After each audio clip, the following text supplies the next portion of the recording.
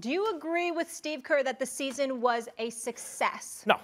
Overall, no. There's some successful things, but no, you can't call this a success. We have exaggerated by a little bit. I'm guilty of it also. Like the Warriors roster. Like, I didn't think the Warriors had enough shooting to be good. They wound up with a little more shooting than I thought they'd have. They made the Oubre trade, and then Wiggins turned out to shoot pretty well. But, like, let's not exaggerate. Like, they have nothing on the roster. They have an MVP caliber player in Steph. They have a former #1 overall draft pick who turned into a good two-way player in Wiggins. They have a defensive player of the year type guy, multiple-time All-Star in Draymond. And they have some interesting pieces. What they had to do was win. They had 2 chances to win a single game to get to the first round of the playoffs.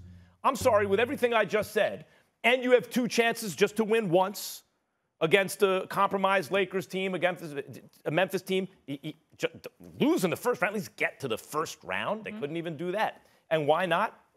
Look, I'm sure I'll hear a lot about how, like, I'm hating on Steph. I'm throwing shade at Steph because I say he's not on LeBron's level. Duh, look, he's not.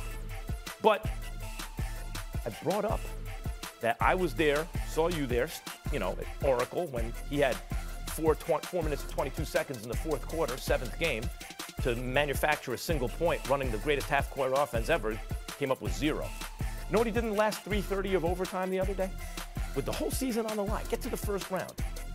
0 points, but he did have 0 assists, but also had 0 rebounds to lose in overtime and go home. I'm sorry. I can't call that, ultimately, when you take everything, a successful season. You had 2 shots to make the playoffs. You had an MVP player with the ball in his hands, couldn't get it done. Ultimately, that's a failure. Sometimes I argue with you about this stuff and you're just flat out wrong. And then there are other times that we debate about it because we just have 2 different perspectives. We come from a different place. We prioritize different things. This is the latter here. I totally get you and everybody that thinks like you in terms of this Warriors season. Because you had a play-in tournament, you lost not once but twice. You lost to the Lakers and then you lost to the Memphis Grizzlies. So the play-in wasn't a success for you. When we say season, I'm thinking about the season in its totality, the 72 games played prior to the play-in game. And I would say that's a raving success. I shouldn't say raving success. It's a success. You went 39-33.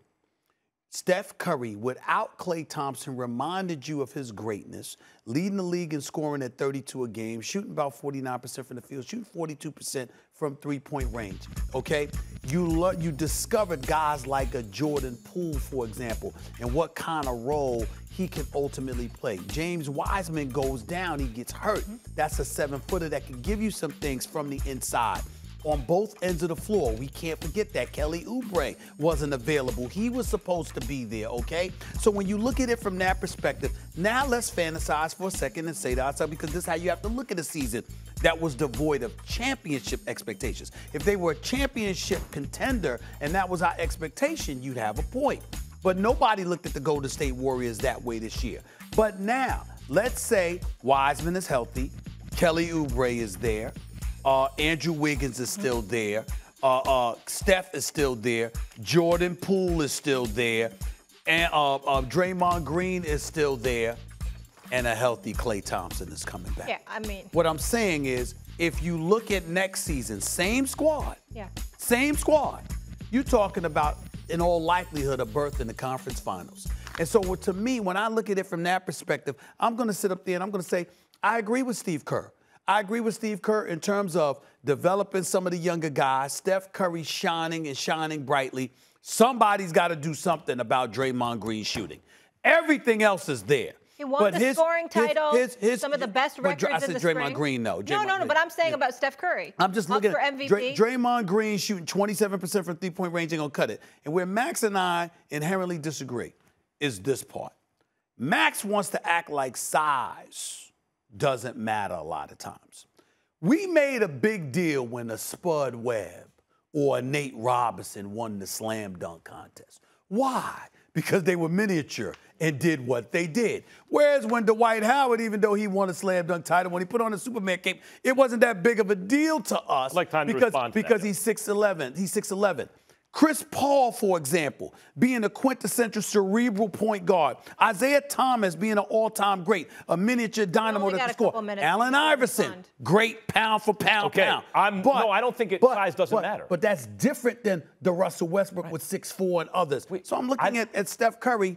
You bring up what he couldn't do in 3 minutes. I'm thinking about the fact that he finished with 39, and he had no help. I'm not saying size doesn't matter. If anything, you're pointing out that it does. That you can't be the best player in the game at Steph. You can't be on LeBron's level at Steph's height because pound for pound you can be, inch for inch, but overall you can't. So what that tells, but I'm saying overall influence on championships. So that's why I point out Kevin Love and Kyrie had to get hurt to win the first one. You lost the second one, then you added KD.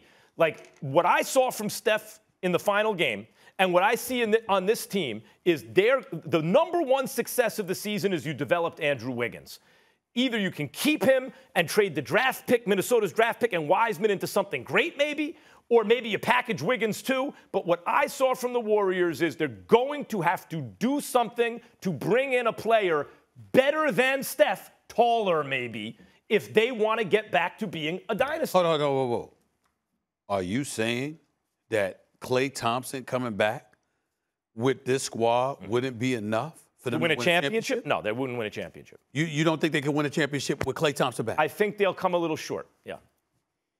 Let me tell you something. The Golden State Warriors with a healthy Klay and a healthy Steph. They're going to win it next year? I might pick them to win it all. Oh, good, do it. I might pick them to win it all. I might pick the Nets. Max says they can't win a championship when he returns. But he's saying Kevin Durant. You saying James Harden. I'm saying to you, Kevin Durant might be that difference. Okay, you tell me that, I'll stand down. What do you mean?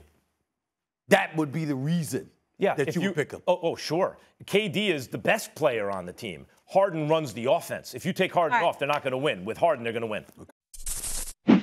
Thanks for watching ESPN on YouTube. For live streaming sports and premium content, subscribe to ESPN+.